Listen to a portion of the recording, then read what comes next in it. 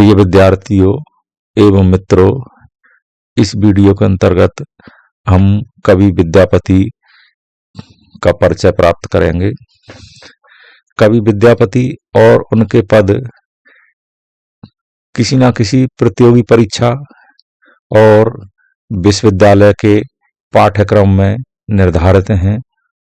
राजस्थान विश्वविद्यालय जयपुर, महाराजा सूरजमल ब्रज विश्वविद्यालय भरतपुर आदि विभिन्न विश्वविद्यालयों के बीए प्रथम सेमेस्टर के पाठ्यक्रम में निर्धारित हैं। इसलिए हम विद्यापति के जीवन और उनकी रचनाओं के संबंध में यहाँ विशिष्ट जानकारी प्राप्त करेंगे। आइए शुरू करते हैं। कवि परिचय। मिथिला के सुप्रसिद्ध कवि विद्यापति काल सीमा की दृष्टि से भक्ति काल के कवि हैं, किंतु काव्य प्रवृत्ति एवं भाषा की दृष्टि से ये आदिकाल के विशिष्ट कवि हैं। इनके जीवन मरण काल के संबंध में विद्वान एक मत नहीं है, फिर भी यह कहा जा सकता है कि विद्यापति 1350 से 1460 ईस्वी के मध्य विद्यमान थे। इनका जन्म जिला दरभंगा बिहार के बिस्पी ग्राम में एक विद्यानुरागी ब्राह्मण परिवार में हुआ था।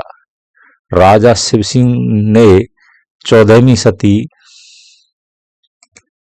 में यह ग्राम उन्हें अभिनव जयदेव की उपाधि सहित भेंट दिया था।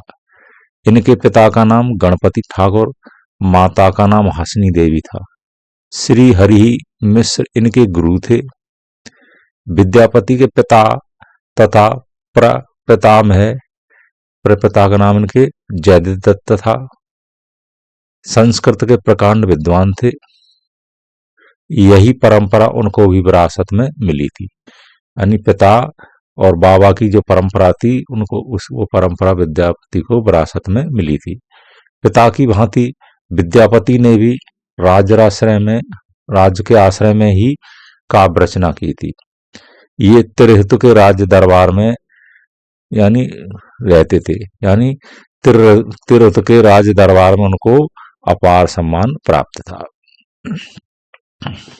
विद्यापति ने अपनी रचनाएं 3 भाषाओं में प्रस्तुत की हैं। संस्कृत, अवहट्ट यानी परवर्ती अपभ्रंश, मैथिली यानी देश भाषा। अब मैथिली भाषा हिंदी भाषा की कुल 17 बोलियां हैं, उनमें से एक बोली है। अवहट्ट में उनकी 2 रचना हैं, कीर्तिलता और कीर्ति पताका। इनमें क्रमशः राजा कीर्ति सिंह और राजा शिव सिंह की वीरता, युद्धों और उदारता का वर्णन हुआ है। अपने समय की प्रचलित जनभाषा मैथिली में इन्होंने पदावली की रचना की थी। इस रचना के कारण ही विद्यापति जन कवि के रूप में प्रसिद्ध हुए हैं।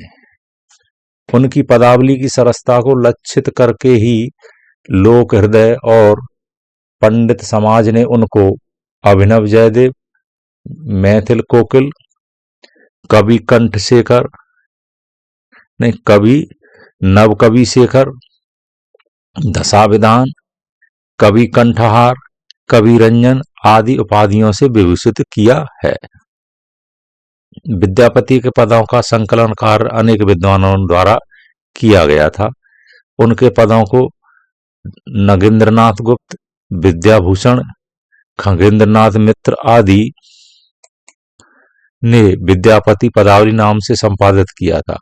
इसी तरह रामवृक्ष बेनीपुरी ने विद्यापति पदावली संपादित कर पुस्तक भंडार लहरिया सराय से प्रकाशित की थी। इन सभी के आधार पर विद्यापति नाम से एक बृहत संकलन खगेंद्रनाथ मित्र और विमान बिहारी मजूमदार ने तैयार किया था, जिसमें मजूमदार ने एक विद्वतापूर्ण भूमिका लिखी थी। रामवृक्ष बेनीपुरी तथा विमान बिहारी मजूमदार के संकलों के आधार पर डॉक्टर शिव प्रसाद सिंह ने सन 1957 ईस्वी में उनकी चुनी ही पदावलियों को विद्यापति नाम से प्रकाशित कराया था। यानी विद्यापति के नाम से ही पुस्तक के रूप में प्रकाशित कराया था। विषय की दृष्टि से विद्यापति के पदों में विविधता है। उनकी पदावली में यों तो राज स्तुति परक पद भी मिलते हैं, किंतु इनमें मुख्य रूप से श्रृंगार और भक्ति का समन्वय है। इस आधार पर यह प्रश्न आता है कि विद्यापति भक्त थे या श्रृंगारी कवि। एक जनश्रुति यह है कि महाप्रभु चैतन्य देव इनके पदों को गाते गाते भाव विभोर होकर मूर्छित हो जाया करते थे। अतः विद्यापति के इस आधार पर विद्यापति को इस आधार पर बाबू ब्रजनंदन सहाय, डॉक्टर श्याम सुंदर दास आदि ने बैसड़ा भक्त स्वीकार किया है। लेकिन यह कह सकते हैं कि विद्यापति भक्त नहीं अपितु श्रृंगारी कवि हैं, क्योंकि इनके राधा और कृष्ण के प्रेम संबंधी पदों में सर्वत्र भौतिक और एवं वासना में प्रेम की ही प्रधानता है। इसी आधार पर आचार्य रामचंद्र शुक्ल, समुद्र झा, डॉक्टर रामकुमार वर्मा, रामवृक्ष बेनीपुरी प्रभृति विद्वानों ने विद्यापति को शुद्ध श्रृंगारी कवि माना है।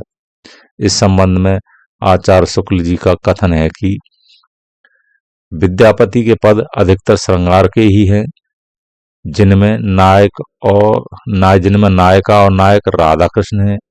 उन्होंने इन पदों की रचना श्रृंगार काव्य की दृष्टि से ही की है, भक्त के रूप में नहीं। वस्तुतः विद्यापति के अधिकांश पद राधा और कृष्ण के प्रेम के विभिन्न पक्षों का उद्घाटन करते हैं। नखशिख सौंदर्य, मिलन की आकांक्षा, काम केली मतलब कीड़ा, और पूर्व घटित प्रेम लीलाओं की वियोग काल में स्मृति पदावली के मुख्य वर्ण विषय हैं।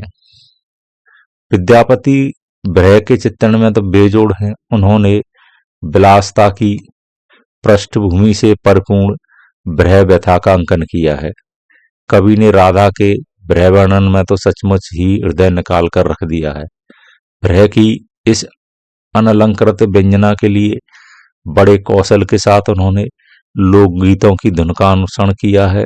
इसके साथ ही कवि ने 12 मासा और षट ऋतु वर्णन की पद्धतियों को भी अपनाया है।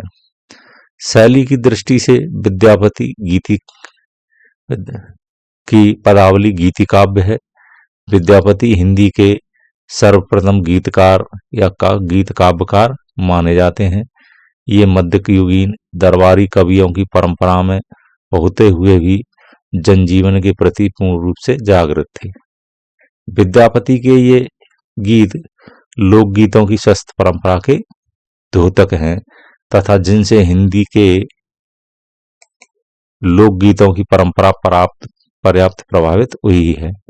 इनकी पदावली की भाषा प्राचीन मैथिली है, जिसमें ब्रजभाषा का भी प्रभाव है। यह ब्रजबुली का ही प्राचीन रूप है। अतः विद्यापति की पदावली जन हृदय तथा मैथिली लोक भाषा की सुंदर रचना है।